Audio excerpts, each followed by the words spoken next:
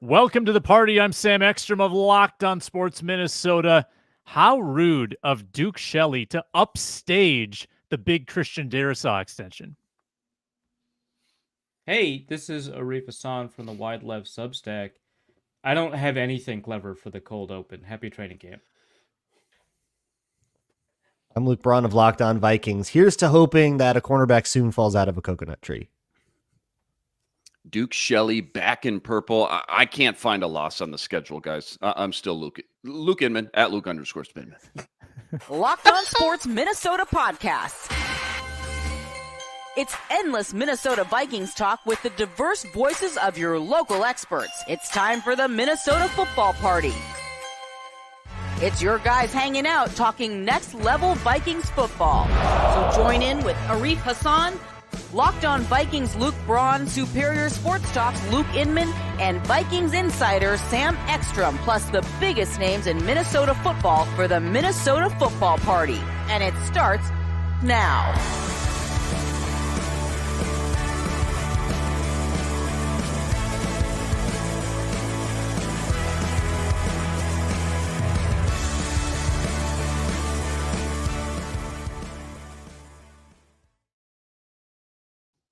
Did you say you were still luking? Is that... That Hybrid. can't be a thing. It's a hybrid. Yeah. It's a hybrid. We can't do this, Luke. Like a before and after. Welcome in Minnesota Football Party on Locked on Sports Minnesota. We are live as we are every Monday, every Thursday. Thank you so much for joining us, whether it's live, on demand, or the audio version, which you can find on the Locked on Vikings podcast feed or the SiriusXM app. Luke Braun, by the way, producing great daily Vikings content at Locked on Vikings. We've got an extension to a cornerstone player. We've got a signing of a fan favorite, and we've already got our first torn ACL of camp. Oh, we talk about all of that on today's show, which is brought to you by Game Time. Download the Game Time app, create an account, use code LOCKEDONNFL, get $20 off your first purchase. Again, download the Game Time app and check that out today. Terms do apply. All right, Darrisaw, Shelley, Mekhi Blackmon, all will take center stage today. Ron Johnson will join in a bit. He was at practice. We'll ask him if he saw the fateful play that knocked Mekhi Blackmon out for the season. I wanted to lead today with Duke Shelley because that's obviously the biggest story. Yep. And then Mekhi Blackmon goes down. And actually that makes the Duke Shelley signing even more important because you've added a little bit of cornerback depth to a guy that was like an absolute baller randomly in 2022. It's probably the best way to put it. Yeah. Yeah. and only 2022. Yeah. Baller derogatory. I want to read you guys the list of cornerbacks that is building over the last decade. And I unfortunately this is dark. I have, it is a deep row. Okay. At least two of them are dead. I realize that, Arif. Disclaimer. It is, that is not funny, but this is the list. Trey Waynes, Mac Alexander, Jack Tocho. These are all draft picks. Mike Hughes. Tocho's /safety. He converted? Okay. All right. Mike Hughes, Chris Boyd, Harrison Hand, Cam Dantzler, Jeff Gladney. Did you forget Holton Hilton? UDFA. These are draft picks, but draft picks. You just said cornerback. Holton Hill counts, damn it. Yeah. he was a starter. Yeah. He was a week one starter. Him and Harrison Hand. Holton Hilton. That's what I'm going to call him. Hilton. Yeah. Yeah. Where did I leave off? Caleb Evans, who apparently wasn't starting yesterday. Yeah. Andrew Booth Jr., Mekhi Blackmon, and rest in peace to Kyrie Jackson. So it's not a great list. And the Vikings have not extended a cornerback they drafted since Xavier Rhodes. Wow. And he was drafted in 2013. Jeez. Yeah, you got the Mac Alexander return after a year away. Yeah, Duke Shelley came back yesterday. But the cornerback situation continues to be dire. Mekhi Blackmon's now out for the year. Depth takes a huge hit. It's Murphy, it's Evans, it's Griffin. Kind of on your own after that. Luke Inman, your thoughts? It's our guy Eric Thompson. Hopefully he's listening. Friend of the show. It's his bit, the Venn diagram. Vikings fans just can't have anything nice. Like, people are going to say, okay, injuries are a part of the game. I get it. It's a physical, brutal sport. A lot of the best teams at the end are the ones who can stay the most healthy. But this is different. This is losing a guy on day one of training camp when things are supposed to be, relatively non-contact. We haven't even ramped things up that much yet. So it's just a huge gut punch. And then for it to be a guy that you had big expectations for to take a leap into year two at a position, like you kind of touched on, that is relatively pretty weak if you go through position by position, that's already got a lot of question marks going into the season. It's just a double-edged sword, man. It's just a huge gut punch, and it just sucks to see guys like that work all offseason never even get a chance to reap some of the rewards of all their hard work. So Flores, man, he's got his work cut out for him. Maybe some 5 safety packages. Maybe that's on deck. I don't know. Why not, man?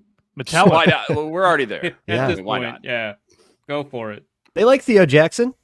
They love Yeah, I was Theo about to Jackson. say, I don't think Lewis Seen sees the field in that scenario. And we still don't No, see he Lewis. does not. We still don't see Lewis. No. No. As the DB group gets thinner, his roster odds get, I guess, higher.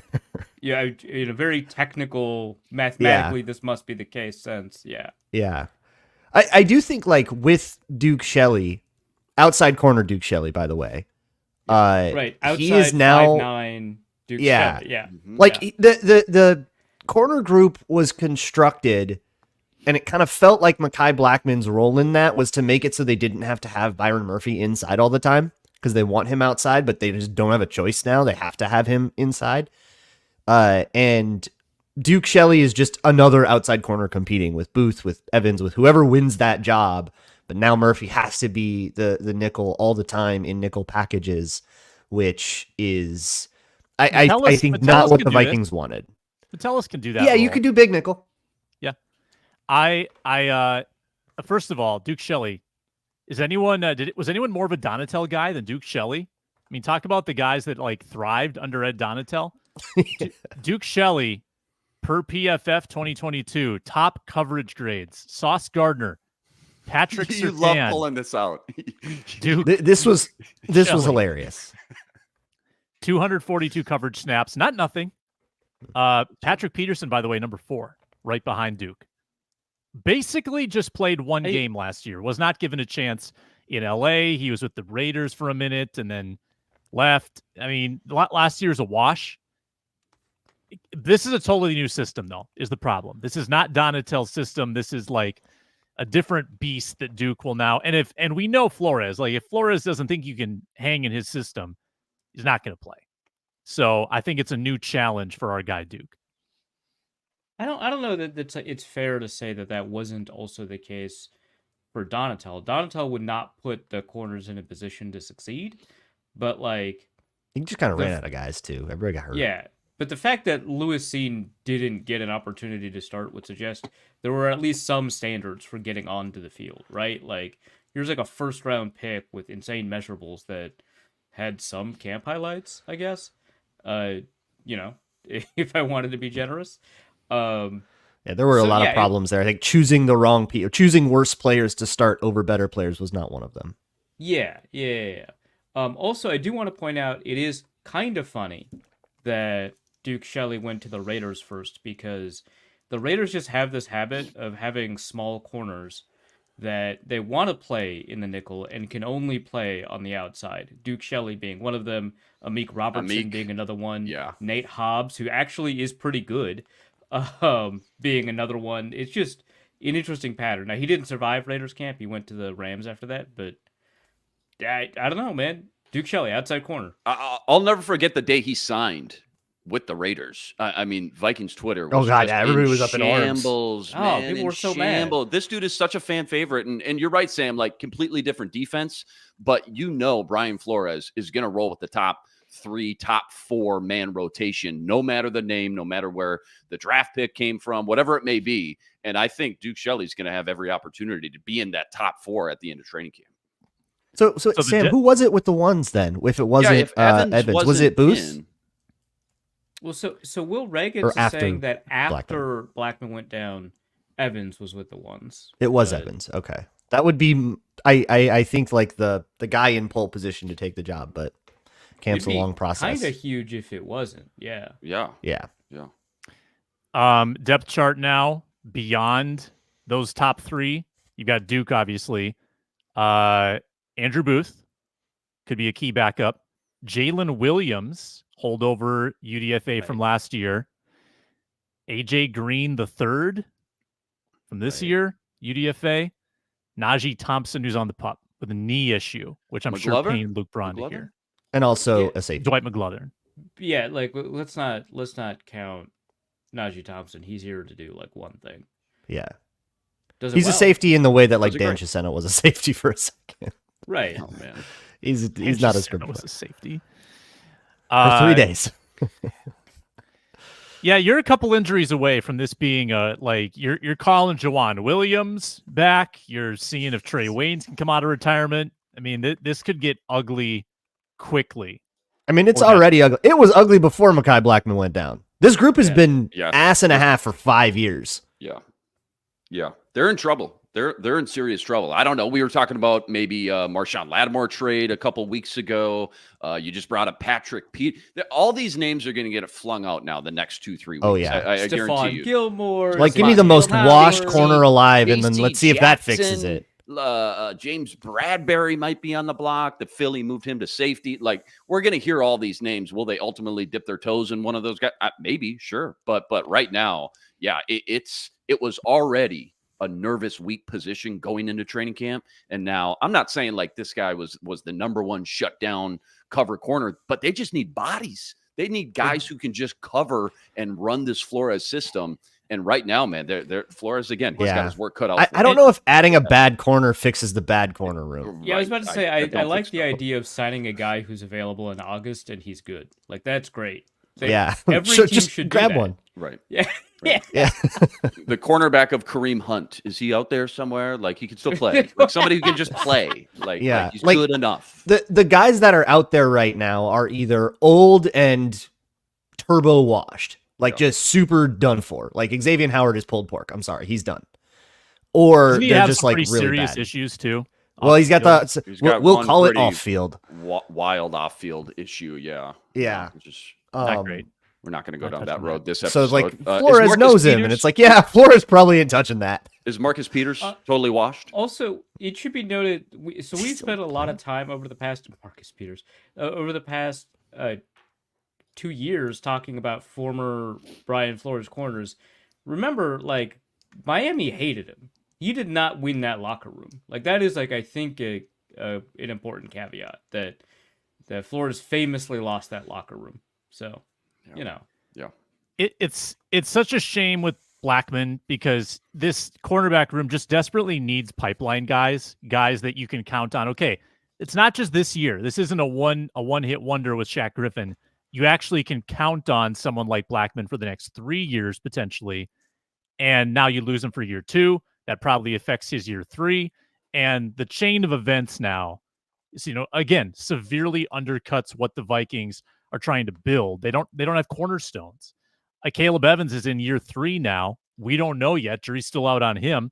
So again, they're just lacking Andrew any Booth, type of to your pipeline. point, Sam, Andrew Yeah. Booth was supposed to be one of those cornerstones, and that's what happens Yeah. when you swing and miss on a guy. That it sets you back a couple years for sure. Yeah. Unless you can find a couple dart throws and lottery tickets on day 3 that end up kind of softening the blow, which didn't happen either. So And yeah, they've missed on like 8 of these in a row. yeah, Like they've even taken shots, if man. the ones that aren't their fault, which you could say Right. like Jeff Gladney, not your fault, but Cam Dantzler was.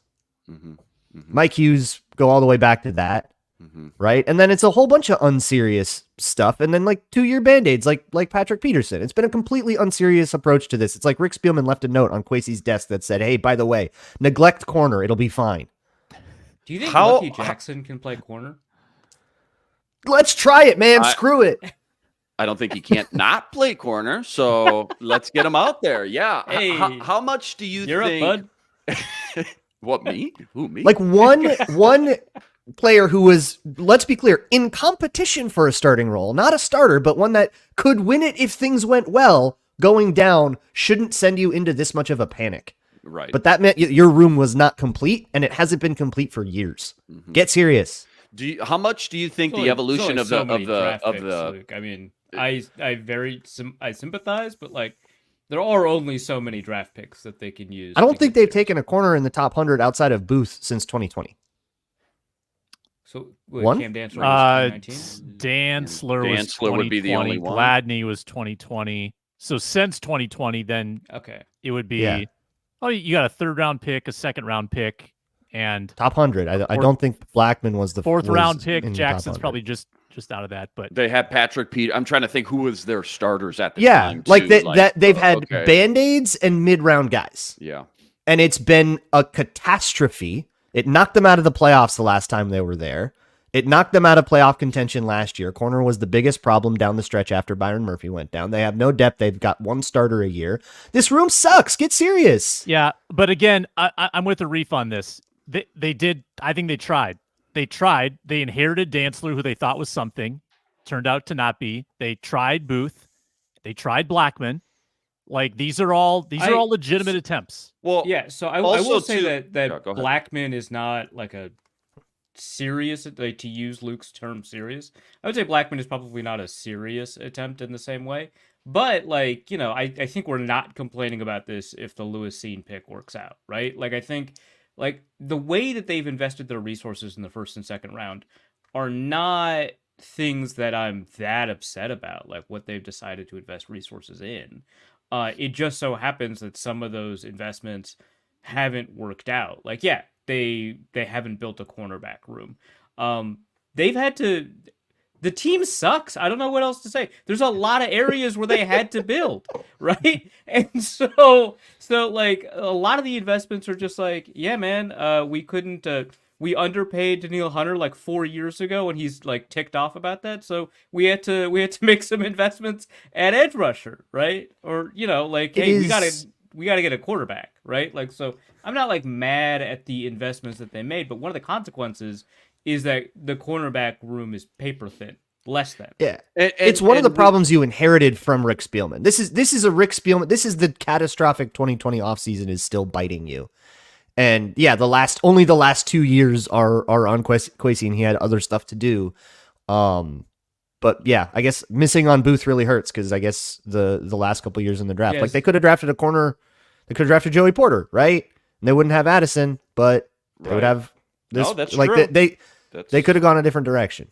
Yeah. And you know, to be fair to every draft class has its own strengths and weaknesses. We'd have to go back. Like I'll pull up the Instead of trading up for 2022 Dallas class Turner? right here. Yeah, Okay, say it. Stingley, Sauce Gardner, Trent McDuffie, all studs. Andrew Booth, Kyer Elam, I think he's cut already from the Bills. Daxton Hill, I don't know what's going on. Speaking Kyle of like Gordon, late-round corners, Benford out competing Elam year 1 for the Bills. is Nuts, dude. Yeah, that's right. Forgot about that. Roger McCrary, Titans. He was a 2nd-round pick. I mean, it's a crapshoot. There could be something to be said too about how unless you're investing premium draft capital into some of these cornerbacks, that it may be a harder position to develop nowadays as well. With all the rule changes, pass happy league, it's just hard to play cornerback nowadays too. That could also be a factor into this as well. Mike Zimmer drafting one of these every 2 years in the 1st round, so vindicated. This is what you have to do. This is what you have to do. You have to have Everybody that got mad apologize to him. Again, if they had worked out, I think people wouldn't have been that mad. That's true. 7-8 years ago, we would come on here and say you have to have 3 good starting cornerbacks. You do. That's only gotten like. I more say that true. now. I say that today. You need that. 4 now. No. You know got what I Josh mean? Metellus. You only need 2. Oh, you need 4 now. Okay, yeah. You need 4. Could we exchange just a little bit of the Vikings' richness? Could we cash in the safety depth and just get like 25% into the cornerback room? It is kind of funny. Depending on how you define Josh Metellus, I think we can do this. You're right though, Sam. It is kind of funny to see just how painful the cornerback room is versus how just like, I'm not going to say an embarrassment of riches, but certainly if you were to go through every team's safety room, Vikings got to have a top 3, top 5 at worst kind of safety room with the depth and just the number of bodies back there. I mean, they got a 1st rounder who's safety 6 right now. And again, we don't know if he's good or not. We don't know if he's good. We might not be, but My point is, yeah, just the contrast between cornerbacks. I would just versus say the safety room. how many people have a safety as good as Theo Jackson at safety 4? That's the better argument. That They've got already a right first there. rounder at safety side. That's true. Yeah. Let's hitting pause on for some a- of those guys really removes the sting. We did not Yeah. get the same luck at corner. Yeah. Right. Yeah. Yeah. Let's pause for a quick word, and we'll be joined by Ron Johnson. He was at practice yesterday, and we'll talk about the happy Christian Darrisaw extension, which kind of came out of nowhere. That's next on the Minnesota Football Party. Brought to you today by Game Time. They're an authorized ticket marketplace of Major League Baseball. It makes tickets, getting tickets faster and easier. I was checking that Game Time app every day. Twins had a 5-game homestand against great opponents. Some unbelievable deals. You could have been a part of the biggest Target Field regular season crowd in history on Saturday and gotten in the door for less than $50 against the Brewers. It was a great baseball game, great deals on the Game Time app. Those in-app deals, too, are so cool. You could have sat like right by the field or right behind home plate for less than $100 for that Wednesday afternoon game against the Phillies. Another great game, great crowd. You got to check out Game Time, get into Target Field, and check out a possible playoff team with the Minnesota Twins. Really save up to 60% when you buy last minute. Those prices going down the closer you get to first pitch. Sports, concerts, comedy, theater, so much more. Views from your seat and all-in prices, no hidden fees. Game Time's the best. Take the guesswork out of buying tickets. Download the Game Time app, create an account, use code LOCKEDONNFL for $20 off your first purchase. Terms apply. Again, create that account, redeem code LOCKEDONNFL for $20 off. Download Game Time today. Last minute tickets, lowest price, guaranteed. Welcome back, Minnesota Football Party, part of the Locked On Podcast Network, your team every day. Thanks for making us your first listen. You can make Locked On Vikings your second listen with Luke Braun, providing great daily Vikings content wherever you get your podcasts. Ron Johnson hosts the Ron Johnson Show on Locked On Sports Minnesota, and he joins us now. Ron was at practice yesterday at TCO Performance Center, I believe. Ron, did you end up making it out there? I did. I was out there. And then, unfortunately, did you see the Mekhi Blackmon injury? We've been spending a lot of time on that early in the show. I didn't. To be honest, I don't know. Like if it happened, it wasn't like because it wasn't like a ton of like where I was standing. Because this year, congratulations to myself, I got a team pass now, so I'm allowed like on the field, on the sidelines. They gave me full access. I can go in the TCOP whenever I want. So finally, after 10 years, I've been garnered team. So mine doesn't say media, it says team. But anyway, yeah. So where I was at, because I was over there like talking to a couple players, and then I was talking to like some employees of the Vikings because we were all like kind of like, whoa, like, okay, they trust you now. So I didn't see when it happened. Like, so I really don't know. I did see somebody go down, and I remember saying that to somebody like, oh, I hope he gets up. But I just like, it wasn't like a ton of fans. And the media was on the other side, like on the hill. So like I wasn't a part of that. So no, I had no idea. Yeah. ACL for Blackmon. Oh, wow. Okay. Yeah. Torn ACL is the news on Blackmon, and a big hit to the cornerback room. Just what's your take on the Did they say when it happened? Was it during team? I think sevens? 7 on 7s. I think 7. Yeah, so I bet that was it. Yeah, I bet that's when we saw, because I saw a guy go down and I'm like, man, he better get up. But I just assumed, like, how DBs do. Damn, that's crazy. No, so it's crazy that happened because, like, even during the interviews and, like, I got a chance to listen to Justin Jefferson. I got a chance to talk to Duke Shelley, Brian O'Neill, and I caught up. We talked to Christian Darrisaw for a minute. Even in that, like, that wasn't brought up. But it's funny you say that. I spent a ton of time with Duke Shelley, and he and I were just chatting it up a little bit about, he had been in Atlanta doing nothing. Super excited when he got the call from the Vikings. He was doing real estate at the time. So, and he said he kind of went through, and he and I kind of, saw eye to eye on, like, what it's like when football's done. And I was telling him that, and he's like, yeah, man, like, I was sitting there like, what do I do next? Like, I had no idea what to do in my life. And then he said, he started doing real estate and the Vikings called him. So, it sucks when people get hurt, but also, I mean, I think this probably gives Duke Shelley a better chance of making this roster now. No doubt about that. Go ahead, Spinman. What do you got for Ron? Yeah, Ron, who passed the eye test yesterday? You saw these guys up close and personal. Who, I saw a video of Aaron Jones looked really fast. Who just caught your eye specifically, whether that was just they looked bigger than maybe you remember, faster than what you thought? Who passed the eye test for you yesterday? Dallas Turner. Like, he looks like a strong safety, but like the arms and the strength of a linebacker. Like he's built. Like he's built really. Him and then Jonathan Grenard as well. Grenard came over there for a quick second. And just like, again, just their length and the way they move when they were doing the drills. I was over there by them because I was talking to the strength and conditioning coach, which is kind of right by where the DNs and outside linebackers do their drills. And yeah, Dallas Turner, and Jonathan Grenard, like when you just watch them move, I was sitting there, I'm like, man, Dallas Turner looks like a strong safety. But then you see him kind of move stuff, and you're like, man, this dude is like, he's strong, and he has really long arms. He gets a lot of separation when he stretches out. So, like, those two, for me, pass the eye test as far as how, like, the rush is going to look. That was really – and then, of course, I mean, you got the Sam Darnold to Justin Jefferson deep balls. There were some things that I think Sam Darnold has to learn, quicker reads, getting the ball out of his hand quicker, because right now DBs are told if you come within a yard of Justin Jefferson, you're cut. So he's kind of really wide open.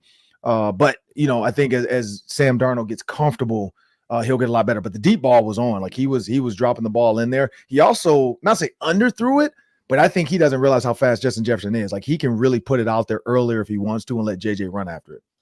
Love that. Yeah, and Dallas Turner working with the ones with Grenard, with Van Ginkel out too. So that's kind of fun to see. Yeah, everything people have been saying about Dallas Turner, I need a cold shower. It's a family show, Luke. I thought you were gonna say Sam Darnold, and I was like, yeah, man, I guess. Sure. Scam for Sam. Let's go. JJ. How's the kid looking? How's JJ McCarthy looking? He looks good. Oh, so there was one, he threw like a batted ball and jumped up and tried to bat it down and then almost got his legs taken out from under him. Oh, boy. So, like, little things like that, he has to understand if there's no pads and it's your team and you throw a batted ball, like, just move out the way. Like, let the D-line and the linebackers act an absolute fool going for the ball because the D-line was going for it, linebackers going for it, the offensive line was trying to push him out the way. And then here comes J.J. McCarthy with, like, an Aaron Rodgers Pro Bowl moment. Like, he jumps up and tries to like Matumbo the ball. But what happens is somebody rolled under. I mean, because there was like 5 guys around him at this point. He jumps up to bat it, which he did. But then a guy rolled up under him. So he falls on top of the guy. And I'm like, oh my God, dude, don't get hurt like batting your own batted ball down. Like it's these D linemen are going to get cut in games. They're not going to be standing up in three-step drops. So like, just let it be. Like the coaches know, like, hey, in the game, we probably cut that defense in. We're not going to let that guy just stand up and knock down a 3-step drop to throw. I think he was on like an out or a hitch. But yeah, like that was the only. But he looks. Other than that, he looks good. Like he's got some veteran things to learn, but he looks good. I mean, he's making the right reads. He's getting a little bit of the ones, but mainly, he's with the twos. But he looked pretty good from what I saw. Again, like it was really. I mean, this is the first day, so it was really dialed back. They weren't doing a ton of stuff, to be honest. It wasn't like a ton of great routes. It was kind of just like true install 7-on-7, like the bare bones basic stuff. But in that instance, like it wasn't out there like you're like, oh God, this dude sucks. No, he looked fine. You mentioned that you had a couple of conversations with players, people like Brian O'Neill. What stood out to you, like in those conversations that like, felt like something that was like, oh, this is kind of different or this is kind of new? Yeah, so like Brian O'Neill, I didn't realize like he remembered me and my daughter from the softball game. So because like I didn't like go to him. Me and Gabe and then we're standing there and he like comes up behind us and kind of bumps me and does like, what's up? And I was like looking like, dude, what are you? And then he like stuck the fist. Me. I just want to be Then he like stuck the fist out to do the fist, but I'm like, oh, what's up, man? Like, and then like he comes back and we talk a little bit and blah, blah. And he gives me a cell phone number. And so we're chatting it up about what they have going on for the rest of the week and X, Y, and Z. So it was kind of cool in that moment because like for my daughter, he created a core memory for her that she's always going to remember playing catch with a pro football player. That had nothing to do with football. It was softball. And so that was one of them. The second is the music. Like the playlist is way different now. I don't know if JJ, Sam Darnold, Jets, I don't know who had the aux, but it was like one country song total. Like it's just totally different vibe now. Just wait for the offensive lineman to pick a day. Yeah. Well, but I'm guessing a little bit, but like Christian Darrisaw, if he picks it, you're getting Trent Williams music. Like if Dalton Reisner, I kind of like heard what he was over there talking about music wise. You're getting some R&B and some Taylor Swift. I mean, you know, like it's not a lot of like. I would have gone Christian rock. With some worship music, you know. Yeah. Oh, Christian. Oh, I thought you watched Christian. I was thinking about Blueface's Baby Mama. That's what I thought. I was like, whoa. no, the genre. How did Luke Bryan know about Christian rock and Blueface? I was like, oh, okay. The Simpsons pointed it out pretty accurately about like 15 years ago. Just replace the word baby with Jesus. You're fine. But you know, like I think Kirk Cousins being gone too probably changes the music a little bit too. You know, the vibe is just different. That's a pretty good point. That's actually true. Yeah, it's a younger vibe. The guys, less grunge. The way they interact is just a little bit different. No Creed anymore. No, Yeah. I was not yet at least. But Not yeah, yet. no, it was the vibe was kind of cool. Like Duke, like I said, Duke Shelley came over. He and I were well. First, he was like, "Dude, like you look like a former player," you know. I didn't realize how short he was. Like I felt like a big brother standing over the top of him. Outside But corner, Duke Shelley. Yep. But we were chatting it up, and you know, and then all of a sudden, I forgot the dude's name, but he comes over for a minute. He's talking a little bit. It was just way different. Like Harrison Smith stayed out there for longer than I was used to. I'm like, dude, he usually is like 2 questions and gone. He was out there kind of hanging around, and you know, year 13, you know, I could hear people asking him like, "Hey, has it changed much?" And he's like, "Nah." Like he's like, "I'm just excited. Like I'm super excited to be back." Blah blah. You know, like it was a different vibe. You know, like that back to school vibe. Now again, that's day one. No pads. Back to school. Everybody's excited. I say next Monday, like next week's. Let's talk about it next week. Let's see how these guys are acting after putting the pads on after a couple of days of sitting in that Omni hotel. But it sounds like everybody's like at least right now, like it's day one, everybody's kumbaya. Because if you look at other teams, like the Steelers are fighting, the Texans defense is out there trying to kill Stephon Diggs already. Like it's just I just heard the Ryan Clark story about when Antonio Brown cussed out Dick LeBeau and Ike Taylor punched him in the mouth. Like it was not that. So I don't know if we're gonna need that. With the benefit of hindsight, can you really blame Ike Taylor? Great point. Good point. But Ryan Clark did say but we knew we needed him though, so we couldn't hurt him. Punch him in the mouth, but don't hurt him. Like don't throw him to the ground. But yeah, like hit him in the face, not the hands. Yeah, it started like a big brouhaha. Ike Taylor started it and just like socked Antonio Brown in the mouth for going off on, you know, like Troy Polamalu tightened up his chin straps. So no, it was none of that. Like it wasn't like the Texans. I don't know what happened to the Texans that created what they're doing, but it was ratcheted up for them yesterday. And then of course we saw the Kadarius Toney get hit for, you know, whatever they're still mad at him about from years ago. And then, you know, Taylor Swift's boyfriend trying to step up like he's a tough guy. But yeah, no, it was none of that. Everybody seemed to be real kumbaya. It was compete together, like the PJ Fleck model. The vibe of players walking by, talking, everybody like Christian Darrisaw was talking about getting on the game, playing Madden, you know, like guys were just, they had like a Madden tournament yesterday, I guess, when they had some downtime, they played a little bit. So yeah, it was just real relaxed right now. But again, this is early. We know it's going to get serious when the true install happens. Cause right now it's like, cause I looked at the playbook thing. I saw, you know, I got a chance to see one of the tablets. It's true quick install. Like nothing's in there big time yet. It's quick install. So it's real relaxed when you're like that. Once you start seeing motions and shifts and, hey, we're getting ready for the Browns, then I think it's going to pick up. Last week, you said you won one of the Madden tournaments during training camp with Baltimore. Did you find out who won this Madden tournament? I did not. I didn't dive into it. I will ask more questions now. I'm also debating. Like I was talking to Gabe Henderson. I was joking about this. I was like, man, tell Microsoft, go ahead and give me a game, man. Like let me get a PlayStation or something. Cause I haven't touched the game, you know, reach out to Sony, reach out to Microsoft, give me an Xbox, something. But I haven't touched the game in years, but no, like I didn't go deep. And I just know he was like talking about his gamer tag. Yeah. Cause I guess that's what these kids do now. They just tell everybody their gamer tag and what time they're going to be online.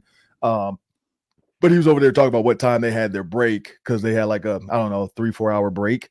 To last night. So I guess that's what they were going to do in that time, like sit back, which is smart. Like I would rather them do that than to like drive to the Mall of America, end up in something they shouldn't be in, you know, trying to go out, like I told Duke Shelley the same thing. I'm like, dude, as much as you can get off your feet in that hotel, do it. Because there were people like at the hotel, there were fans out front, already trying to get autographs as the players were, carting back over to the hotel.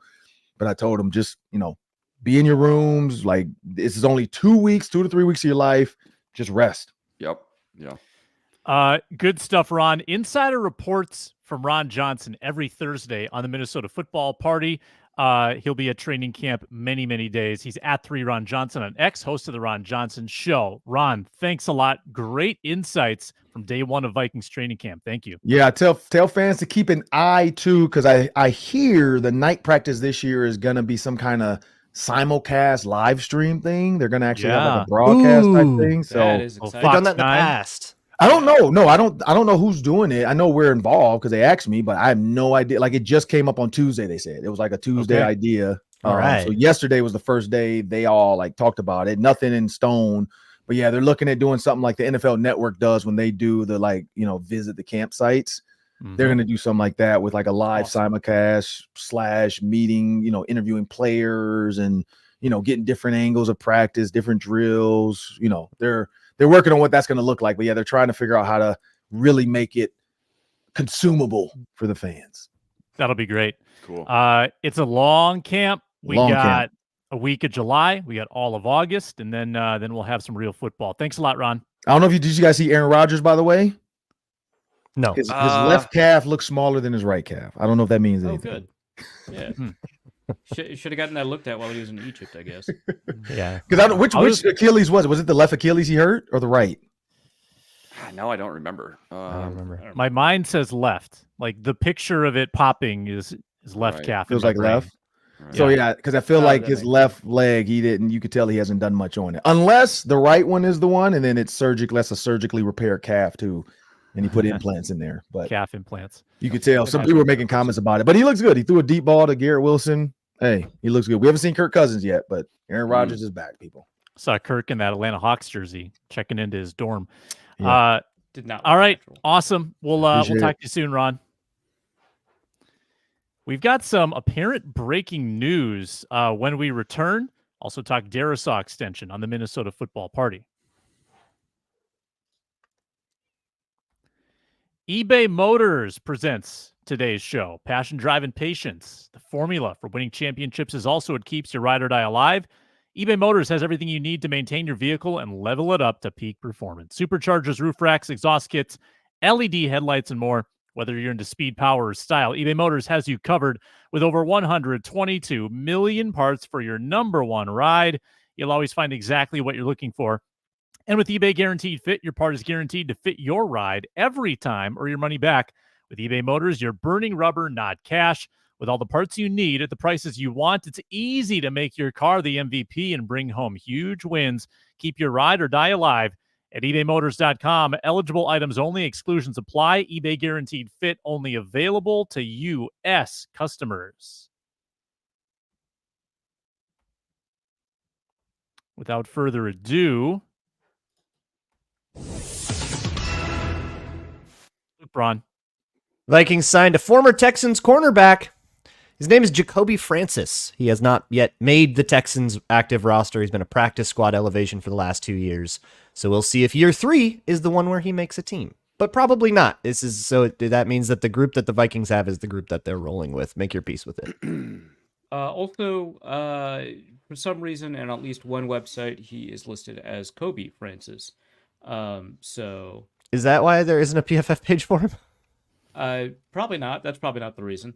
Well, no, if he played in the preseason, there should be. Oh, it page is. for him. Kobe Francis. Found it. Yeah. Yeah. Yeah. So keep that in mind as we cover the 90th or 89th person. It's difficult to keep track of, especially if Blackmon is going on to IR. It's difficult to figure out who the 90th person is, or if there's 90 people. I'm not going to go through the pleasure of counting. So, undrafted free agent 2022 survived the change in the Texans regime, sort of was on their practice squad for a little bit. Not a difference maker, likely. No. I'd love to be wrong about this, but the odds are pretty low. It sends a message from the Vikings to all of their fans. We are okay with this group. We believe in them. and let's go. And if they suck, then we can hold their feet to the fire over I it. don't know if Do it, they like, only have necessarily 24 says hours it. to, They to could, do something, though? I yeah, don't they think- could do I think something else, right? think Like they've it's got more Yeah, but I time. think if you're bringing in a corner that's like not a serious one, it kind of says we're not gonna. Well, I just feel like they wonder need if this bodies. was, They like, just need a body back there potentially. But Well, I mean, you could be right. I mean, they didn't need a Maybe. body immediately within 16 hours. They could have. I spent- wonder if this was something that they were already considering doing. Is more what I'm getting at. Yeah, this does not send a particular signal to me, unless they come out of the next presser and say, "Hey, man, we love what we have at corner." At which point we can all be like, You know, that's man. what Kevin So- O'Connell's going to be like. We love the competition between Booth and Evans, and So is and, your who's idea that of guy? a serious move, because you've said that all the guys available are washed up, so your idea of a serious move would be trading future capital and getting like a Lattimore. Like, is that correct? Yes. Just want to I be mean, clear. for Yeah. me, I think the only name, it was another Texans corner, or former Texans corner. The only names was Steven Nelson that like did anything remotely for me. But even that, he's still kind of old. yeah, he's still old. It scares me less than like Xavier Howard. Or Stephon Gilmore, who's like 37 or something. Yeah, Yeah. who I think Gilmore, if who you touched tried him, to- he'd Terrence melted. Newman Tried to that point. decapitate Jefferson in the There's 33 a pretty 0 decent game. chance that some of the names that are being thrown around, Terrence Newman is better than right now. Yeah. Let's Talk get about a it. guy just off. Like Mike Zimmer just robbed that guy of having any interest in football for the 1 year Which he coached. is very funny. I mean, like, it's sad, but like it's very funny. Yeah, He's for a like, guy who was a "Yeah, I career wanna Zimmer take a guy. roster-" Yeah, exactly.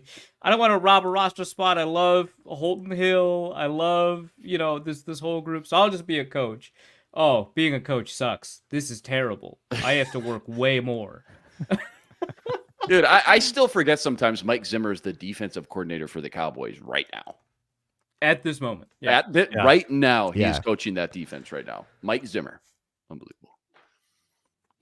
I haven't watched any Zimmer pressers to see what kind of stuff is coming out of there. But did you hear the Micah Parsons quote?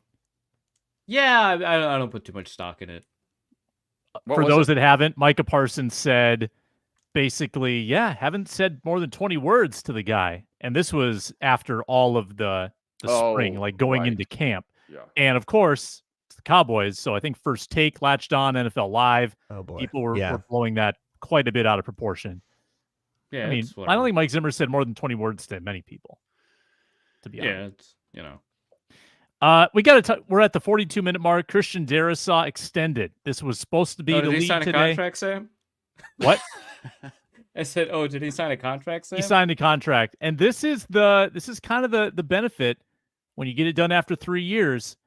Seems like they stashed some money in that 2025 season, so the cap hits are super reasonable. I don't know if you guys have seen the spot track on it or the over the cap. Over the cap actually has the I checked this morning has and the it wasn't updated. Has it been updated? It is now, yeah. over the cap has it Like of as we've been today. recording. Okay. And the only year where the cap hit exceeds the 28.5 million is 2028. Otherwise, Wow. it's a pretty Yeah. good deal. Well, Dude, that's Yeah. It- nice. It's like classic Briz where the first 2 years are very low cap hits, but the signing bonus is still spread throughout those years. Mhm. So doing it early helps them really, really spread out cap and stuff. And it is essentially getting some of the burden out of the way now while they have cap space to do it, which is what a lot of people really wanted to happen. And a lot of the reason you want to do it early. I am not going to lie. I am pretty shocked that Christian Darrisaw said yes right now. I think he got probably screwed. Yeah. So after this happened, I tried writing up a piece. Obviously, if you follow my Substack, you know that piece is not there, and part of it is because there was no contract structure available. But one thing to keep in mind is that the way that people are talking about $113 million over the course of 4 new years would suggest that the way that we should think about this contract is $28 million per year starting in 2026, which would again suggest that the cap environment we're comparing it against is the 285 to 295 million projected for 2 years from now. Difficult to project out what the cap environment's going to be, but the likely percentage of the cap that would take up is under 10%, like 9.5, 9.8, depending on what your projection is, under 10%. given the rising salaries for tackles in the NFL, primarily driven by the fact that right tackles are being valued more, but left tackles are getting paid more as a percentage of cap now than they were even 5 years ago. In elite, or even not even elite, a high-level offensive tackle is going to make about 11 to 12%. Trent Williams, for example, 12.5% when he signed in 2020, as a percentage of cap. So tackles are getting paid more than they ever have been, even after you account for cap movement. Darrisaw is knocking on the door of that category, especially if you take a look at just his last year of play. And for him to sign what is on paper the largest deal in per year, which is $28.3 million, that gets essentially deferred to 2026, not really because there's a signing bonus, would to me suggest that he is going to be underpaid by the time the new money really kicks in. And there's a danger to underpaying players. I referenced it earlier in the show with Danielle Hunter. If you score a really good deal on a player, they're not going to be happy about it in 3-4 years. And then you got to deal with holdouts, and then you have a problem extending into the second contract. So it is maybe the case that the Vikings did something really smart, but you have to be careful about being too smart in these scenarios with a position as important as left tackle. So if I'm Darrisaw, I am firing my agent probably. It's Drew Rosenhaus now, right? Really? Well, this reminds me a lot of have fewer clients. This is bad. Yeah. Well, this reminds me a lot of the 2018 Danielle Hunter contract, which famously that went well. Right. But has Christian Darrisaw really done enough to say I need to set the market by a Justin Jefferson level amount? No, not even close. That's not what I'm asking. I'm not saying he should have deferred it a year. What I'm saying is he should be commensurate, because Justin Jefferson's deal is an astounding amount of money in terms of cash flow the first 3 years and in terms of percentage of cap. It's a lot. What I'm saying is that Darrisaw doesn't need to exceed, the 12.5% that Trent Williams has. If he is at 10.5%, he is below 4 other offensive tackles. I'm not saying he has to set the market as a percentage of cap or blow out the market, but the thing is, by the time we hit 2026, there will be probably 3 more tackles, and that Rashawn Slater, Tristan Wirfs, and somehow Trent Williams again, who right now I believe is holding out. Will have more as an average in their salary and probably in cash flow by the time the 2026 portion of the deal starts. So I'm not asking him to set the market or saying that he deserves to set the market. In fact, the person who deserves to set the market is probably Tristan Wirfs. But he is a really high-level tackle. He should have made the Pro Bowl last year, right? Like, when we think of him like that, and then we think he's making less than 10% of the cap by the time the deal actually starts, I don't think that's good. So I'm not saying that like he is the best tackle in the NFL. I'm saying he's a really high-level tackle that's being paid like a good tackle. Are the Chiefs doing the same thing with Patrick Mahomes? I know they signed him to that massive 10-year deal, but like average per year, he's going to just get paid more someday, which is what might have to happen. Hitting the like it's a 3, 4, 5 years. Yeah, it's a problem that won't come up for a while and will be very solvable. But like, yeah, they're probably going to have to revisit this one. Yeah. Well, this was supposed to be a joyful segment. Thanks, Reed. Oh, it is. I mean, it's great. They got a great tackle through 2029 for an amazing price. That might be so good they have to go back and fix it. Like, and astoundingly a win for the Vikings. And for the next 2 years, I mean, they have so much cap space, right? Just as far as like locking up their core nucleus players, right? Their foundational guys, but still having a ton of money to play with these next 2 years. With obviously a rookie quarterback now on this rookie deal for the next 4 or 5 years too. So they're going to have some money to play with for sure these next 2 off seasons. And when that day comes, when it comes out, Darrisaw is unhappy with his contract, and then there's a negotiation, and the Vikings give him a little raise and everything. Like when that day comes and that goes down, if the Vikings do give him a little more money, excellent. Yeah. And they'll have a better understanding what their cap needs are when they do that. Yeah. So it gives the Vikings a lot of flexibility. Maybe not Darrisaw, but the Vikings. And they got to wait to see what the market actually looks like too. We know it's going to look different, but to what they need the actual hard numbers first too to figure out where he ranks and how much he should get paid as well. Any other interesting observations from the dispatches coming out of TCO that you noticed in closing? I did see that Dalton Reisner getting reps at right guard. I believe one of us prognosticated that this would be the case, that Ed Ingram might not be safe. Reisner rotated in there. Blake Brandel seemed pretty secure at left guard as of yesterday. Anything else that jumped out at you? Wait, did he take any first team reps, Reisner? Because that's the first I've heard of rotated in. I don't believe so. Okay. I don't believe so. Then it's not a real competition until you take first team reps. Sorry. You talked about this before the show. I will not believe that it is any kind of competition until you take first team reps. And he, like, the way he talks, he's clearly been told he's a backup. I don't think that it's a competition. So you guys, I know Kevin O'Connell said, like, I'm excited about but I don't think so. Do you realize how many days are between now and the regular season? Like how much time things can there change, is for sure, things to but change? Current state of affairs, I don't think it's all the It's gotta- stuff it's that gotta be a happens nice in the confidence boost, though, in the right? If month you're of Ed July. Ingram, Yeah. if you win, like the it takes one competition. ankle twist, miss two practices. Reisner comes in, does well, and now suddenly, all bets are off. But as it stands right now, status quo. I don't think that they're going. Let's see how this shakes out. I think they've got their line the way that they want it. You know what I'm going to do this year? This is my New Year's resolution, like for camp. I'm underreacting. July? I'm underreacting to everything. None of it matters. Your email before the show was like, can we evaluate Kevin O'Connell's presser comments on the quarterback competition? And then I read the comments and I was like, no, Sam, we can't. This is nothing. I don't know. He was backtracking pretty hard. Yeah, I mean, I don't really have a depth chart right now. He might get some work with the ones. Sure. Sounds like a. The what did you third say before the quarterback. show? If a sprinter has a 50-yard head start in a 100-meter gosh. dash, it is Oh, still wow. technically a race. Oh my god. gotcha. That's crazy. First of all, there is no sprint between the two. The race has been prejudged. It's not a competition. Sam Darnold is starting. As is Ed Ingram. As is Ed Ingram. Didn't Ron just come on and tell us he saw McCarthy with the ones for a couple reps? Didn't I hear that? I think I heard that. Have we heard that from anybody else? Because by Ron's own admission, he wasn't actually that close to the practice field, right? Yeah, I don't know. I have not confirmed. I probably should second source that one.